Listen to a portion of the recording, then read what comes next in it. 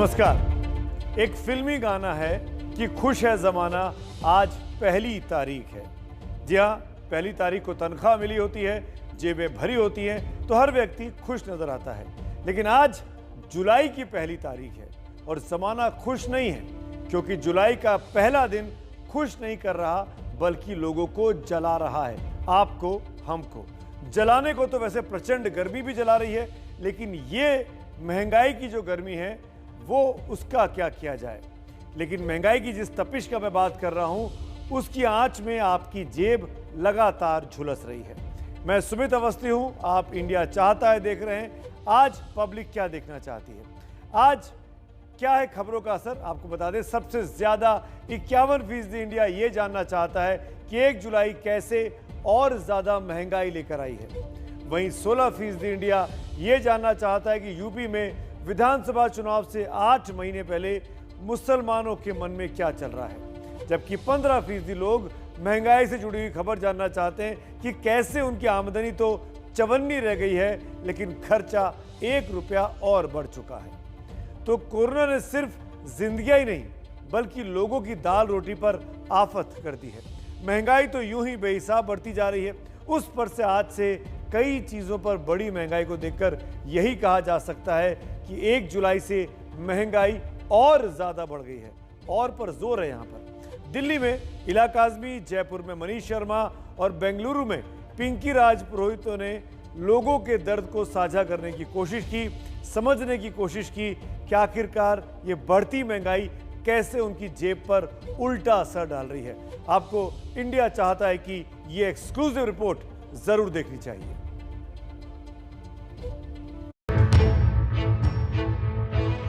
सावधान, सावधान, सावधान, महंगाई डायन फिर मार्केट में है।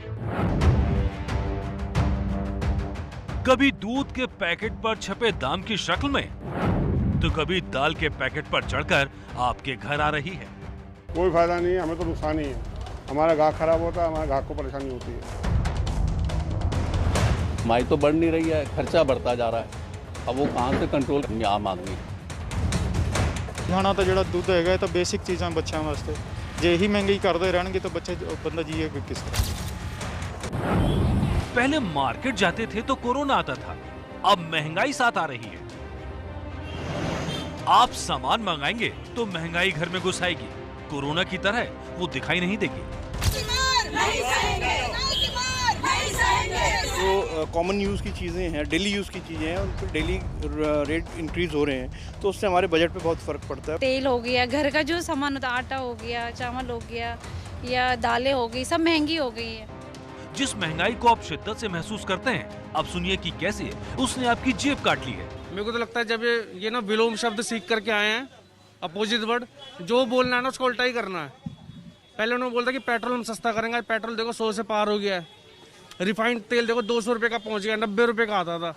जो 115 का रिफाइंड आता था वो 160, 65, 70 का हम लेके गए हैं। दालों का रेट बढ़ गया, बजट हमारा सारा बिगड़ गया। महंगाई इतनी है हर चीज, और जॉब नहीं है, जॉबलेस है सब कोई, तो इसके वजह से यह है कि हम किसी से हेल्प भी नहीं ले सकते हैं। इलेक्शनों में आप देखो ना, बंगाल में करोड़ों रुपए, अरबों रुपए लगा दिया इलेक्शन में, उसमें कुछ नहीं है। हमारा पब्लिक को नहीं देख रहे। जो हमारे जो खाद्य पदार्थ होते हैं सब पे रातों रात within 1 week to 15 days, जब लॉकडाउन लगा था 15 दिन के अंदर अंदर जो है मेरे ख्याल से 15 से 20% का फर्क आ गया, और धीरे धीरे करके हर चीज पे फर्क आ रहा है। तो इसके लिए सरकार को देखना चाहिए। महंगाई कैसे दबे पांव आ रही है, इसकी झलक देखिए। सूरजमुखी का तेल 1 जुलाई 2020 को 128 रुपए का था, 30 जून 2021 को हो गया 202 रुपए का। एक साल में 74 रुपए की बढ़त, यानी करीब 57% की। वनस्पति तेल का भी यही हाल है। 1 जुलाई 2020 को 105 रुपए का था, 30 जून 2021 को 144 का हो गया, यानी करीब 39 रुपए की बढ़त, जो होती है करीब 37% की। दूसरे तेल के दामों के भी यही हाल है। आरोप लग रहा है कि तेल के दाम इस कदर बेहिसाब बढ़ गए हैं कि सरकारों ने इसे खाना बनाने की जगह कानों में डालकर सोने में भलाई समझी है।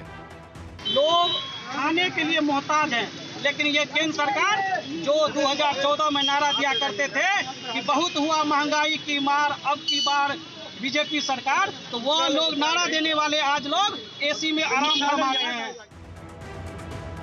सिर्फ तेल और दाल का खेल नहीं है। कोरोना काल में हर शहर, हर गली और हर दुकान में महंगाई की डायन फैल चुकी है। कोरोना के चलते लोग पहले ही परेशान हैं। जुलाई में महंगाई डायन का प्रकोप और तेज हो रहा है। सैलरी में सबके लिए कट हो रहा है, 30% 40% कट हो रहा है सैलरी में, और प्राइजेस तो हाइक हो ही रहा है। उसकी वजह से बहुत मुश्किल हो रहा है। कोरोना के बाद में तो कब ये ख़त्म होगा पता नहीं, और सेटरेट कब होगा, सभी चीज़ लाइन पे कब आएगा पता नहीं चल रहा है। हमारे को खाने पीने के लिए भी प्रॉब्लम हो रहा है। हमारा व्यापार ठंडा पड़ा है। 3 महीने से दुकान का भाड़ा और घर का भाड़ा भरने को मुश्किल है। हम बहुत बेरोजगार हैं। हमारे पास नहीं है, हमारे बीवी बच्चे हैं घर में, खाने का साधन नहीं है। हमारे पास गांव जाने के लिए राजस्थान तक का हमारे पास भाड़ा नहीं है। एक रिपोर्ट के मुताबिक 3 महीने में जरूरी चीजों के दाम 3 से 40% तक बढ़ चुके हैं। जिन चीजों के दाम में इजाफा देखा जा रहा है उसमें साबुन, शैम्पू, टूथपेस्ट, वॉशिंग पाउडर, चाय पत्ती, केचप, बेबी फूड तक शामिल है। जानकार भी मान रहे हैं कि महंगाई कोरोना काल का इफेक्ट है। जब पूरी इकोनॉमी लॉकडाउन से ओपन होगी तो हम यहाँ पे देखेंगे जो सप्लाई है वो बनती हुई दिखाई देगी और जो डिमांड है उसको पूरा कर्व करती हुई दिखाई देगी, जिससे जो भाव बढ़े हैं वो यहाँ पे कंट्रोल होते हुए दिखाई देंगे। राजनीति के खिलाड़ी जानते हैं कि महंगाई डायन का प्रकोप जब जनता पर होता है तो कुर्सियां हिलती हैं, और यही वजह है कि सरकार पर हमले तेज हो गए।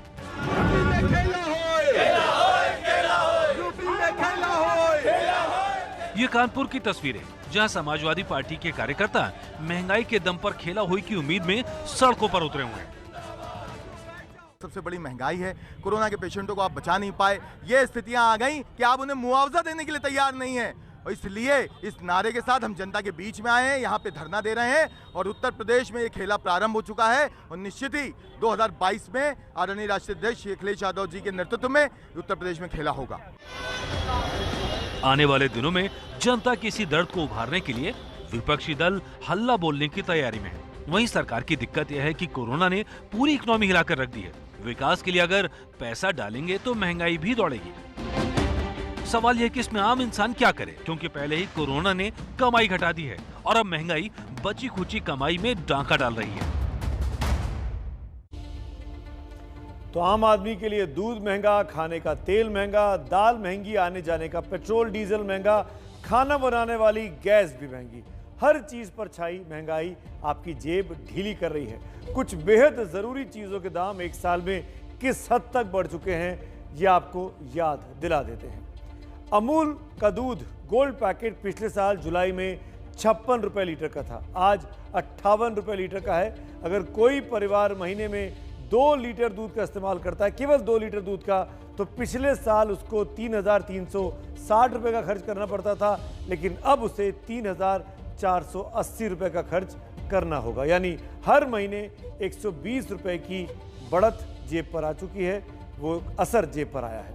दूध के बाद बात करते हैं दाल की, जो हर घर में हर किचन में इस्तेमाल की जाती है। किचन की तस्वीर आपके सामने है। पिछले साल जुलाई में 96 रुपए प्रति किलो था एक दाल का कीमत, जो अब 14 रुपए बढ़कर इस बार 110 रुपए प्रति किलो हो गई है। अगर किसी परिवार में महीने में 4 किलो दाल का खर्च होता था, तो पिछले साल जहां वो 384 रुपए खर्च करता था, अब उसे 440 रुपए खर्च करने पड़ रहे हैं, यानी हर महीने 56 रुपए की बढ़ोतरी। अब बात करते हैं तेल की, जो कि हर किचन के लिए ज़रूरत है। सरसों का तेल पिछले साल जुलाई में 138 रुपए प्रति लीटर था, जो 30 रुपए बढ़कर 168 रुपए प्रति लीटर आज की तारीख में हो चुका है। कई जगह तो इससे ज़्यादा भी बिक रहा है। किसी परिवार में कम से कम 3 लीटर सरसों का तेल खर्च करेंगे, तो ऐसे में जहां पहले वो 414 रुपए खर्च करता था वो परिवार, अब उसको 504 रुपए खर्च करने पड़ रहे हैं, यानी महीने में 90 रुपए की बढ़ोतरी जेब पर और हो चुकी है। रसोई गैस की बात कर लेते हैं। बगैर गैस के खाना कैसे पकेगा? तो सिलेंडर जो पिछले साल जुलाई में 594 रुपए का हुआ करता था, अब वो 809 रुपए का हो चुका है। यानी अगर किसी परिवार में एक सिलेंडर भी खर्च होता है तो उसे हर महीने 215 रुपए अब ज़्यादा देना पड़ रहे हैं, 215 रुपए। इसी तरीके से बात पेट्रोल की आपको कर लेते हैं और दिल्ली का एग्जाम्पल लेते हैं। एक साल में 18 रुपए 38 पैसे प्रति लीटर पेट्रोल दिल्ली में महंगा हो चुका है। तो अगर कोई व्यक्ति 60 लीटर पेट्रोल खर्च करता था एक महीने में, तो उसको साल भर में पहले 4,826 रुपये खर्च करने पड़ते थे, जो आज बढ़कर 5,929 रुपये यानी 1,103 रुपये ज़्यादा खर्च कर रहे हैं। और अगर इन 5 बेसिक ज़रूरत के आइटम को एक बेहद साधारण परिवार करे तो एक साल पहले उनका खर्च जो 9,578 रुपये करने का पड़ता था, आज वो 11,162 रुपये ज़्यादा हो चुके हैं। यानी हर महीने 1,500 से ज़्यादा का बोझ आपकी जेब पर पड़ चुका है। और ये सब तब हो रहा है जब नौकरियां नहीं हैं, जब सैलरी में कटौती हो चुकी है। इसीलिए हम कह रहे हैं कि आमदनी चवन्नी हो चुकी है, खर्चा 1 रुपया और बढ़ गया है। अब देखिए, आज ही गैस सिलेंडर 25 रुपये और ज़्यादा महंगा हुआ। बस इसी साल के 6 महीने में गैस सिलेंडर 140 रुपये ज़्यादा महंगा हो चुका है। अब ऐसे में आम आदमी की घर गृहस्थी कैसे चल पाएगी, ये जानने के लिए आपको जैनेंद्र की ये रिपोर्ट देखनी चाहिए, मेरे सहयोगी की। आपको पूरा माजरा समझ में आएगा। ऑटो रिक्शा वालों की ऐसी हालत गंभीर हो गई जिसमें हम घर पे 2 टाइम का खाना भी नहीं खा सकते हैं। जोर बढ़ती महंगाई के खिलाफ आप देख रहे हैं, हर दिन जब सुबह उठते हैं पता चलता है पेट्रोल का दाम बढ़ गया। दाल रोटी खाने के लिए चूल्हा जलना जरूरी है और चूल्हा जलता रहे इसके लिए बजट बनाया जाता है। लेकिन आज हर गृहिणी का एक ही दर्द है। मेरा तो सारा रसोई का बजट ही गड़बड़ा गया है और हम लोग तो फिर मैनेज कर लेंगे क्योंकि हम मिडिल फैमिली को बिलोंग करते हैं, पर जो गरीब लोग हैं वो क्या खाएंगे, कैसे होगा? अगर कोरोना आ गया तो इसका मतलब क्या खाना खाना भी छोड़ दे? कोरोना से तो लोग मर ही रहे हैं, अब क्या महंगाई से भी मर जाएंगे? गैस सिलेंडर पिछले सारे रिकॉर्ड तोड़ने को बेकरार है।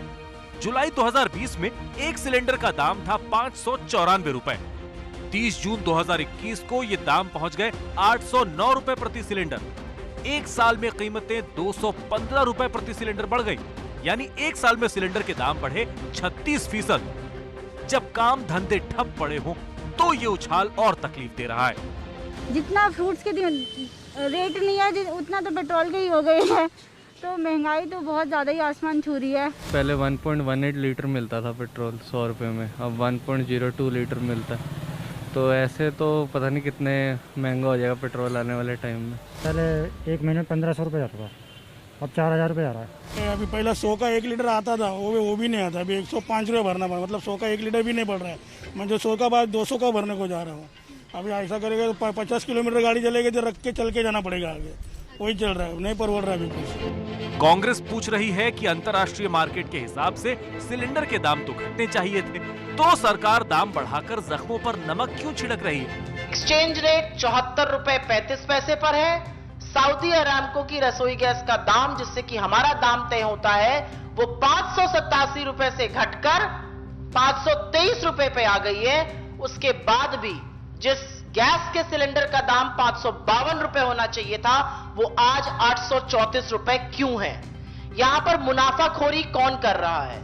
कौन लोगों की जेब में डाका डाल रहा है? महंगाई की मार चौतरफा है। सिलेंडर ही नहीं, पेट्रोल और डीजल के दाम भी बढ़ गए हैं।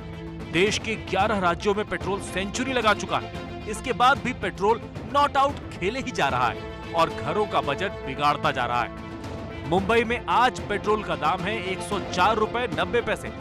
अब से एक साल पहले ये दाम थे 87 रुपए 19 पैसे, यानी साल भर में 17 रुपए 71 पैसे दाम बढ़ गए।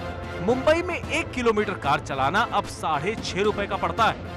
अब कार या बाइक चलाएं कैसे, यही सवाल हर शहर में पूछा जा रहा है। डीजल भी इस दौड़ में कहां पीछे?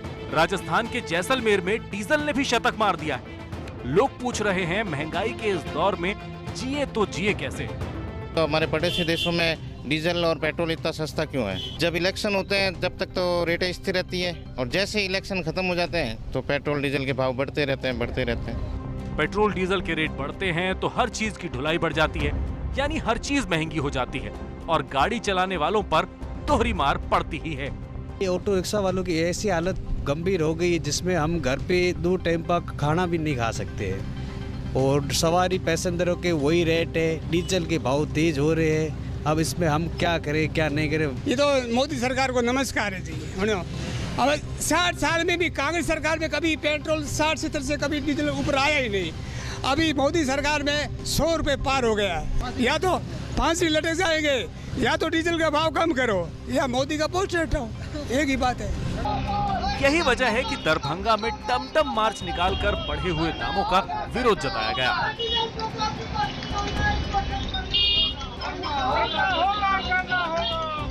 लोग कह रहे हैं कि जब पेट्रोल ही नहीं है तो टमटम से आना जाना पड़ेगा।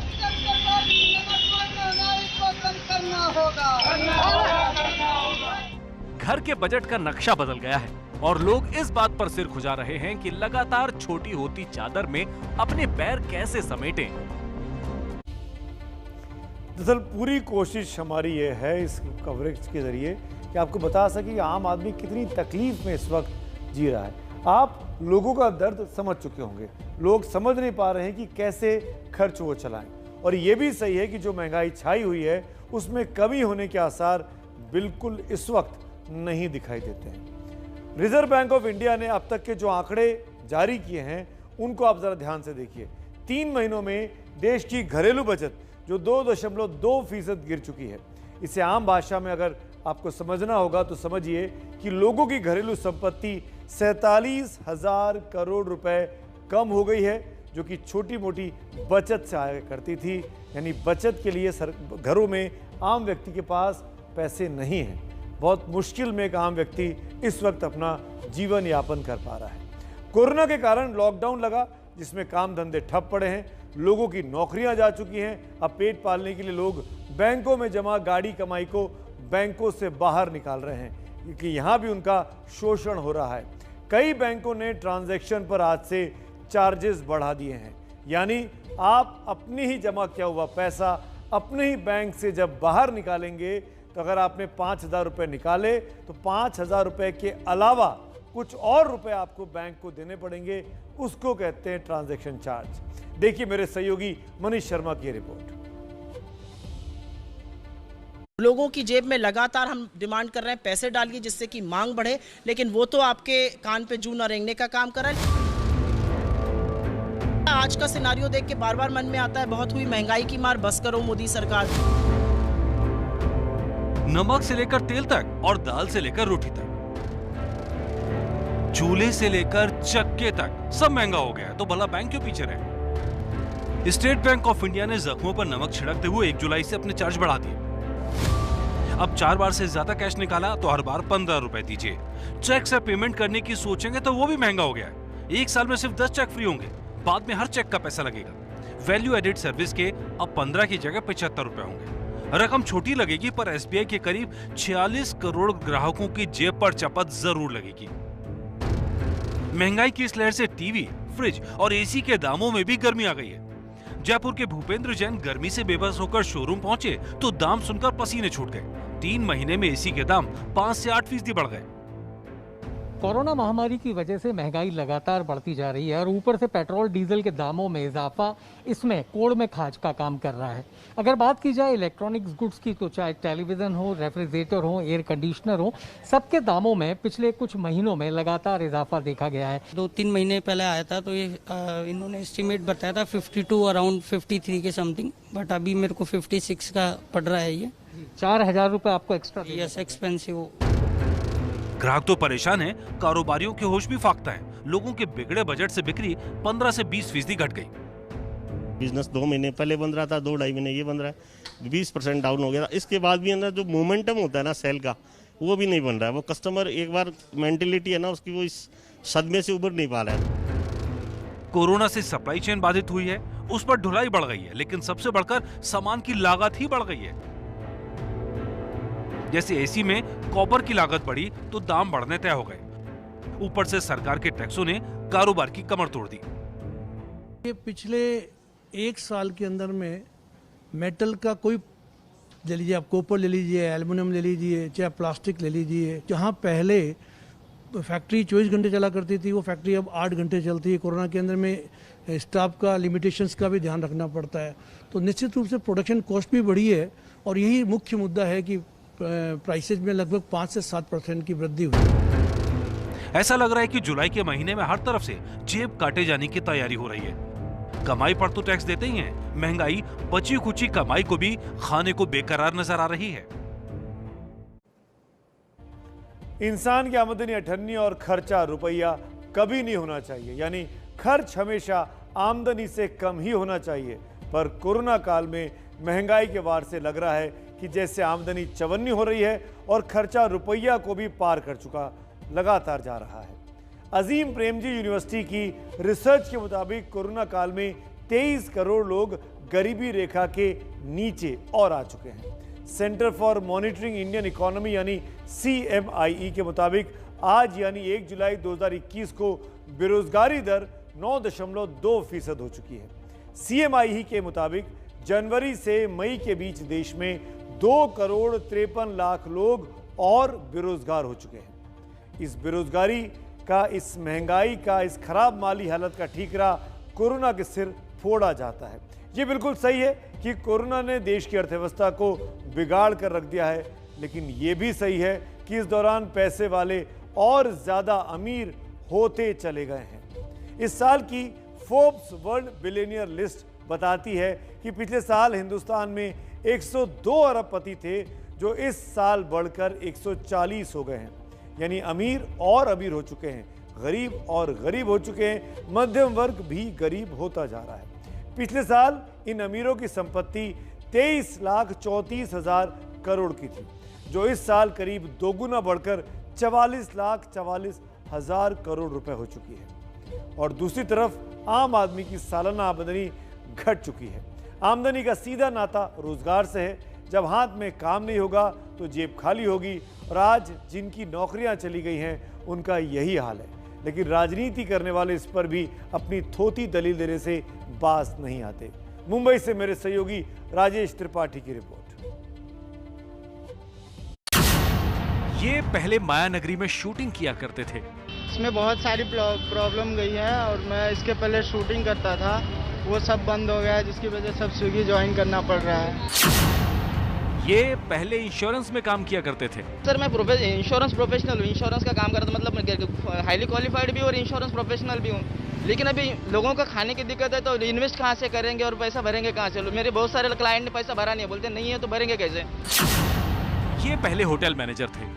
मैं एक होटल प्रोफेशनल हूँ, ठीक है, मैं रेस्टोरेंट मैनेजर रह चुका हूँ। बट सबसे पहली तकलीफ ये आ रही है सर कि जो चीज़ें नहीं चल रही है उसके बाद हम ये एक्सपेक्ट नहीं कर सकते किसी से कि भाई वो हमें नौकरी दे दे या हम नौकरी पे काम कर सकें। मुंबई की अगर बात करूं तो मैंने जिन लोगों से बात किया, कोई इंश्योरेंस कंपनी में काम कर रहा था, कोई होटल इंडस्ट्री में काम कर रहा था, लेकिन सब कुछ बंद होने की वजह से इन लोगों की नौकरियां गई, और मजबूरन किसी को जोमेटो के साथ काम करना पड़ रहा है, किसी को स्विगी के साथ जुड़ करके काम करना पड़ रहा है। वैसे ऐसे कितने ही लोग हैं जिन्हें ये काम भी नसीब नहीं हुआ। एक तो बेरोजगारी, ऊपर से महंगाई की मार ने जीना मुश्किल कर दिया है। बहुत दिक्कत से हम लोग गुजर रहे हैं, यहाँ तक ऐसी हालत होगी कि अभी हम लोग सुसाइड कर लेंगे क्या परिवार को लेके। 2 साल से मैं घर पे बैठा हूँ, मेरा लड़का घर पे बैठा है, हमारे घर में कुछ काम धंधा नहीं है। सिर्फ संगठित क्षेत्र ही नहीं, बल्कि असंगठित क्षेत्र जैसे दिहाड़ी मजदूर, रेहड़ी पटरी वाले या छोटे उद्योगों से जुड़े करोड़ों लोग बेरोजगार हो गए हैं, जिनका हिसाब रखना भी आसान नहीं। महंगाई की मार से सभी परेशान हैं, लेकिन उस पर सरकार में जिम्मेदार पदों पर बैठे लोगों के बयान जख्मों पर नमक का काम करते हैं। कि हम सब्जी मंडी जाते हैं तो हम कभी साइकिल से जाते हैं क्या? जो हमें शारीरिक रूप से स्वस्थ रखेगी, हमारे प्रदूषण को कम में मुक्ति दिलाएगी। वहीं विपक्ष इस जमीन पर सरकार विरोधी वोट उगाने की तैयारी में लगा है। यूपी के चुनावों में पूर्व सीएम अखिलेश यादव गरीबी और महंगाई को ही मुद्दा बनाने की तैयारी में है। भारतीय जनता पार्टी असली मुद्दों पर बहस नहीं करना चाहती। आज सवाल ये है कि बेरोजगारी पे बहस करें, आज सवाल है महंगाई पे बहस करें, आज सवाल है किसान की आय दोगुनी कब होगी उस पर बहस करें। वहीं राजनीतिक दलों के लिए महंगाई और बेरोजगारी का मुद्दा सिर्फ सियासत चमकाने का जरिया है। इसे दिखाता है 29 तारीख को हैदराबाद में हुआ ये प्रदर्शन। ये प्रदर्शन भारतीय जनता युवा मोर्चा ने बढ़ती बेरोजगारी के खिलाफ तेलंगाना सरकार के खिलाफ किया था। काश अपने आक्रोश और विरोध को वो राष्ट्रीय स्तर पर सुनाता। मुंबई से राजेश त्रिपाठी की रिपोर्ट। आज देश में महंगाई दर 6.3% है। बावजूद इसके लोग परेशान हैं और सरकार चलाने वाले अपने पक्ष में दलील ढूंढते हैं। लेकिन उनको याद रखना चाहिए कि महंगाई कई बार सरकार पर भारी पड़ जाती है। जब भी महंगाई दर 10% से ऊपर गई है तो सरकारों को उसकी बड़ी कीमत चुकानी पड़ी है, इतिहास बताता है। 1977 की शुरुआत में इंदिरा गांधी के समय में महंगाई दर 14.7% थी और उस वक्त चुनाव हुए, इंदिरा गांधी चुनाव हार गई। 1996 में पीवी नरसिम्हा राव के समय में महंगाई दर 10.1% थी। उस चुनाव में कांग्रेस की राव की सरकार चली गई थी। 2014 में मनमोहन सिंह के समय महंगाई दर 10.2% थी। मनमोहन सिंह की सरकार भी बुरी तरीके से हार गई थी। हार जीत के कई और कारण भी होते हैं, लेकिन महंगाई के फैक्टर को कोई भी सरकार नजरअंदाज नहीं कर सकती और ना ही करना चाहिए। रुख करेंगे उत्तर प्रदेश का, जहां पर विधानसभा चुनाव में भले कुछ महीनों का वक्त रह गया हो, लेकिन सियासत में गर्मी दिखाई देने लगी है। इसमें सबकी नजर मुसलमानों पर है, जिन्हें मुस्लिम वोट मिलने की कोई आस नहीं, उनकी भी, और जिनको पूरी उम्मीद है उनकी भी मुस्लिम वोट को लेकर क्या आस है, ये आपको हम बताएंगे। लेकिन वोट देने वालों के पहले मुसलमान क्या सोचते हैं, अब हम आपको ये बता देते हैं। यूपी के शहर दर शहर मुसलमानों की राय हमने जानने की कोशिश की है। वो रिपोर्ट आपको रणवीर की खास तौर पर देखने को मिलेगी, लेकिन ये देखिए वो कुछ बड़े चेहरे हैं जिनको यूपी में मुस्लिम वोट बैंक को लेकर बड़ी बड़ी उम्मीदें लपट देखी। प्रियंका गांधी, अयूब अंसारी, ये तमाम लोग मुस्लिम वोट बैंक के सबसे बड़े पैरोकार बनकर उभरे हैं। लेकिन मुस्लिम के मन में क्या है, आइए जानते हैं।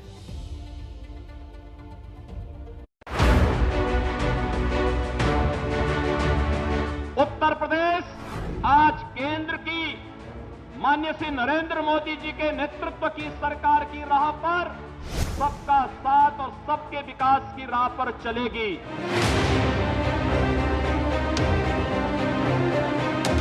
मुसलमान भाई जानते हैं कि समाजवादी पार्टी उनके कितने करीब है। उत्तर प्रदेश में मुसलमानों की आबादी पॉपुलेशन का परसेंटेज 18 या 19% के दरमियान में है। यूपी का चुनावी घमासान, किधर जाएगा मुसलमान? क्या ओवैसी, पीस पार्टी जैसी मुस्लिमों की रहनुमाई का दावा करने वाली पार्टियां बिगाड़ेंगी मुस्लिम वोटों का गेम? या सारा गणित हो जाएगा फेल? क्या बिहार का इतिहास यूपी में दोहराया जाएगा? या बंगाल का फॉर्मूला यूपी का मुसलमान अपनाएगा?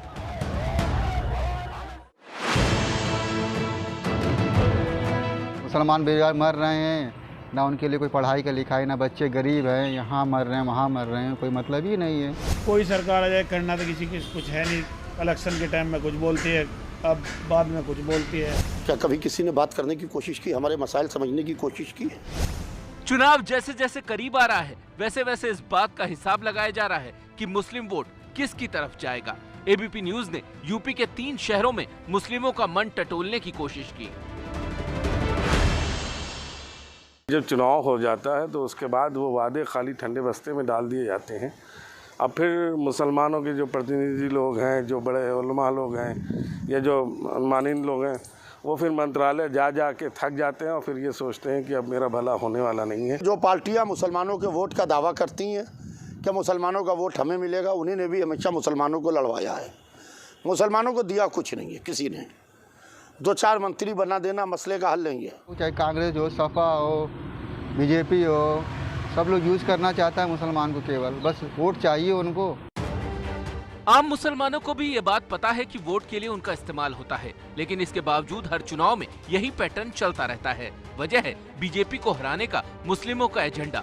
आमतौर पर माना जाता है कि मुस्लिमों का बड़ा तबका बीजेपी के साथ नहीं है। देश के बारे में कोई कुछ सोचता नहीं, क्या हो रहा है, भूखमरी आ रही है, बीमारी आ रही है, शौचालय खुल नहीं रहे, मंदिर मस्जिद पर झगड़े हो रहे हैं। कभी मंदिर हटाओ मस्जिद बनाओ, कहीं मस्जिद हटाओ मंदिर बनाओ, ये काम चल रहे हैं। जातिवाद पर काम हो रहे हैं, विकास की किसी को फिक्र नहीं है। कोई दूरी की बात नहीं है। हम तो दोस्ती के हाथ सबकी तरफ बढ़ाते हैं, मगर दूसरी तरफ से भी हाथ बढ़ना चाहिए। एक हाथ से ताली नहीं बजती, ताली हमेशा 2 हाथ से बजती है। दूसरी तरफ कुछ ऐसे भी हैं जो ये कहते हैं कि मुस्लिमों को सिर्फ उनका हक चाहिए, पार्टी कोई भी हो। मुसलमानों की दूरी तो बनारस वाले तो नहीं कह सकते। 10% बनारस में वोट बीजेपी का बड़ा है मुसलमानों को। बनारस के जितने बड़े लीडर हैं सब बीजेपी के टच में है, प्राइम पीएमओ के टच में है। तो यहाँ तो हम नहीं कह सकते, अब कहीं और की बात हो तो अलग बात है। मुस्लिम वोटों पर दावा करने के लिए अब ओवैसी यूपी के चुनाव में एंट्री मारने वाले हैं। पीस पार्टी पहले ही मुस्लिमों की रहनुमाई का दावा कर इन वोटों पर अपना हक जताती है। अब सवाल ये है कि क्या यूपी में ओवैसी फैक्टर काम करेगा? आज वो हैदराबाद में अपनी पार्टी को नहीं खड़ा कर सकते हैं, वहाँ के असेंबली चुनाव में नहीं जीत सकते हैं, तो उत्तर प्रदेश का तो मुसलमान इतना जानता ही है कि हमें क्या करना है और हमें किसको वोट करना है। तो उनके एक कट्टरवादी भाषण से कहीं ना कहीं किसी और भी दूसरे समुदाय के लोगों की भावनाओं को ठेस पहुँचती है। 5 साल से जो प्रताड़ित चल रही है जो समाज, और 5 सालों से वो मन बना करके चल रहे हैं, और इस वक्त मुसलमानों ने पूरी तरह से मन बना लिया है कि हमें किसका साथ देना है, किसकी सरकार बनाना है और खामोश रह के क्या करना है। यूपी के चुनाव में मुस्लिम वोटों पर बीजेपी के अलावा बाकी सभी पार्टियों की नजर टिकी हुई है, लेकिन मुसलमान जानता है कि उसे क्या करना है। आप चुनाव से पहले मौत मट्टी, शादी ब्याह, दुख दर्द, हॉस्पिटल, ऑक्सीजन जैसी समस्याएं थी, वहाँ पे तो कोई नज़र नहीं आया। आज मुसलमान के वोट को निशाना बनाकर सब बैठे हैं, लेकिन मुसलमान वहीं जाएगा जहाँ मुसलमान जाता है। बंगाल से सभी को और पूरे हिंदुस्तान को ये सबक लेना चाहिए कि अमन चैन कायम करने वाली जो पार्टियां उनके साथ रहा जाए, क्योंकि आपस में लड़ मरेंगे तो बचेगा कौन? तुम्हारी सुनेगा कौन, हमारी सुनेगा कौन? उसमें हिंदू और मुसलमान दोनों हैं। मुसलमान संभल कर बोल रहा है तो वो चुनावी फिजा को तौल भी रहा है, क्योंकि ये उसको भी पता है कि वोटों का ध्रुवीकरण हुआ तो उसका 20% वोट कौड़ी का 3 बन जाएगा।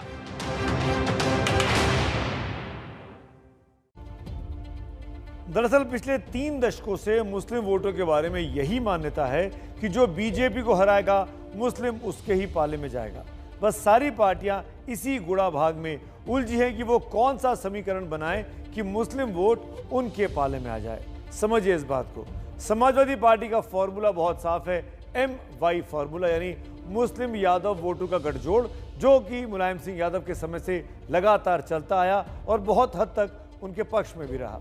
बीएसपी, मायावती की बीएसपी भी अपने पुराने गणित पर ध्यान दे रही है, यानी मुस्लिम, ब्राह्मण और अनुसूचित जाति के वोटों का एक साथ मिलन करा सके। 32 साल से यूपी की सत्ता से बाहर कांग्रेस के लिए प्रियंका की नजर भी मुस्लिम वोट पर जमकर जमी हुई है।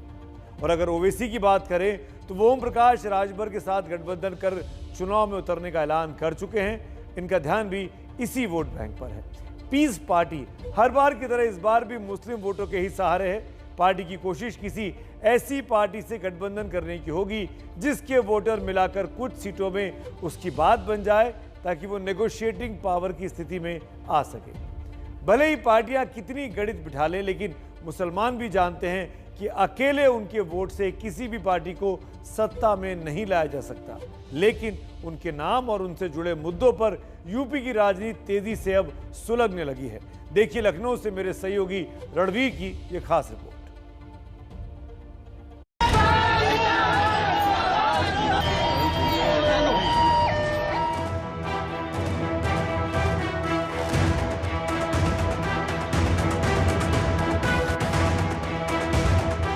लोकतंत्र में कहीं भी ये न लगे कि हमारे साथ भेदभाव है क्योंकि हम विपक्ष के हैं, इस प्रकार की स्थिति न होने पाए।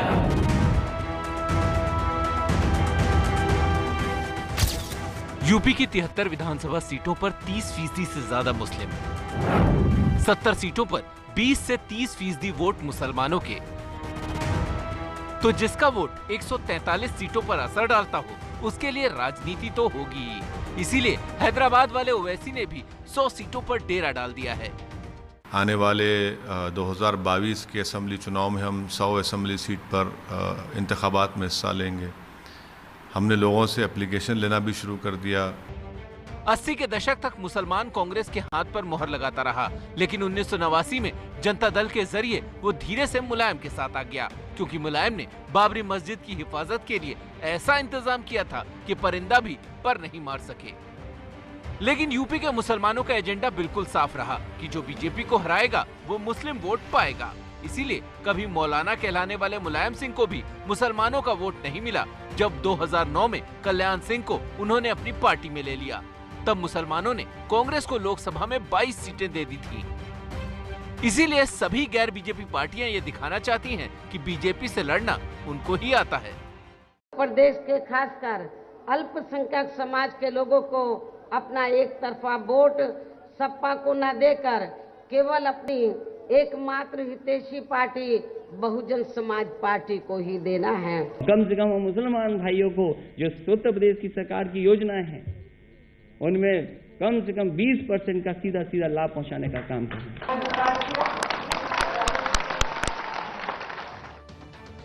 मुसलमानों को पता है कि वोटों का ध्रुवीकरण उनके नाम पर सबसे ज्यादा होता है, इसीलिए लव जिहाद से धर्मांतरण तक का मुद्दा बीजेपी के लिए फायदेमंद हो सकता है, यानी मुसलमानों के खिलाफ हिंदू वोटों को एक कर देना। ऐसे में मुसलमानों को विक्टिम बताकर उसकी सहानुभूति ओवैसी उठाना चाहते हैं कि लैला तो गुंडों में फंस गई। मैं एक लैला हूँ और मेरे हजारों मजनू हैं। बिहार में कांग्रेस ने कह दिया कि मैं बीजेपी के साथ वोट कटवा हूँ, बी टीम हूँ। अब यहाँ पर कांग्रेस कह रही है कि अगर ओवैसी नहीं है तो हमको वोट दे दो। अब बीजेपी कुछ और कह रही है, तो मुझे कोई फिक्र नहीं है। मैं एक लैला हूँ और मेरे चाहने वाले इतने हैं कि हर कोई चाहता है कि मुझे मुद्दा बनाकर वोट हासिल किया जाए। जिहादी है और उत्तर प्रदेश में लव जिहाद पर कानून बन गया है, तो योगी जी के राज में कोई जिहादी लैला के लिए स्थान बन नहीं पाएगा, जेल में डाल दिया जाएगा। यूपी में मुसलमान कंफ्यूज हुआ तो समझिए बीजेपी की बल्ले बल्ले। और अगर मुसलमानों ने एक मुश्त वोट किया तो क्या होगा? सवाल के जवाब में कई पार्टियां घूम रही हैं धर्मनिरपेक्षता का झंडा लेकर। और अब उत्तर प्रदेश से बाहर निकलते हैं और आपको ले चलते हैं एक और चुनावी प्रदेश यानी पंजाब की तरफ। यहाँ भी यूपी के साथ विधानसभा के चुनाव होंगे। यहाँ मुख्यमंत्री अमरिंदर सिंह और नवजोत सिद्धू का झगड़ा बहुत ज्यादा बढ़ चुका है। कल सिद्धू ने राहुल प्रियंका से मुलाकात की थी, तो आज कैप्टन अमरिंदर सिंह ने लंच के बहाने अपने विरोध का मंच खड़ा कर दिया। अब ये सवाल बना हुआ है कि सिद्धू को आखिरकार क्या मिलेगा, क्योंकि सिद्धू की एक खास राजनीति है जिसमें वो बीजेपी में रहे हों या फिर अब कांग्रेस में, अपने नेता के प्रति निष्ठा के जो शब्द फेंकते हैं वो लाजवाब होते हैं। देखिए सिद्धू पर हमारी ये खास रिपोर्ट।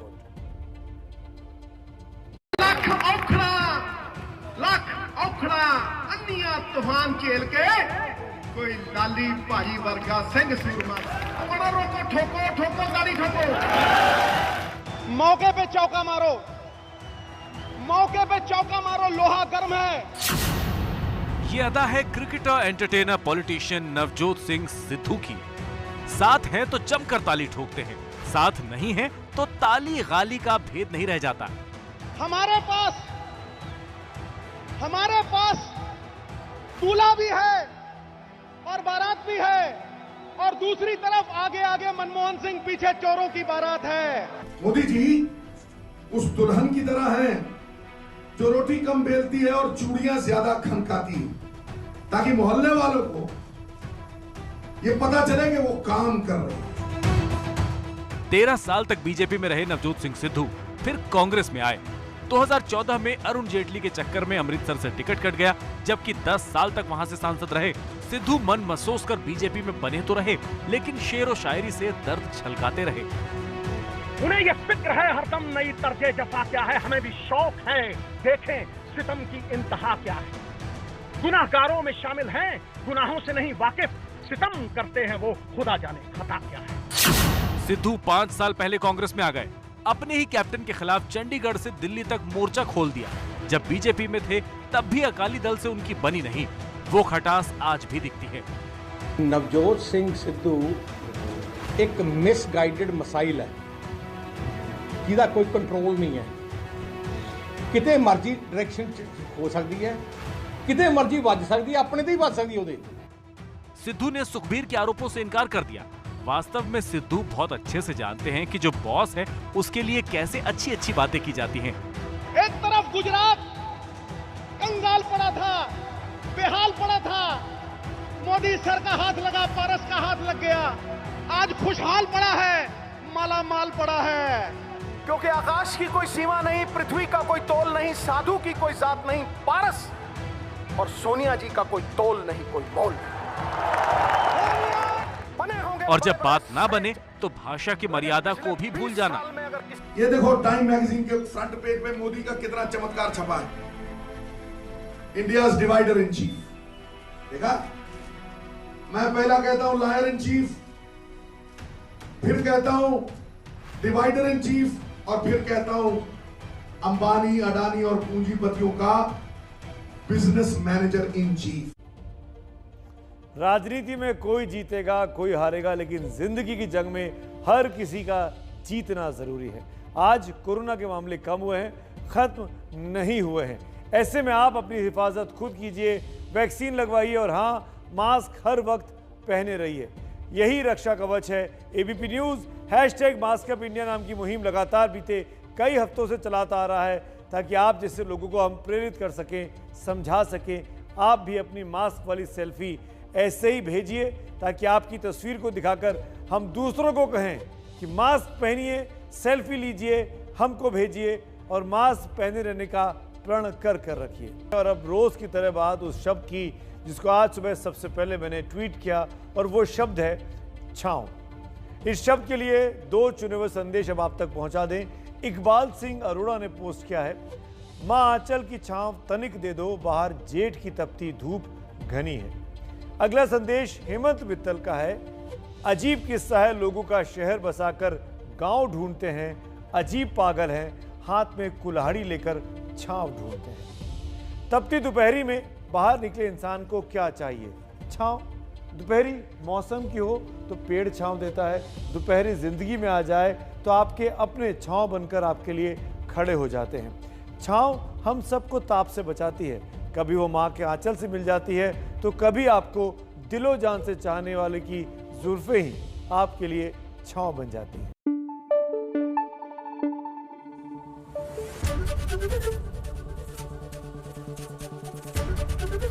एबीपी न्यूज़ आपको रखे आगे।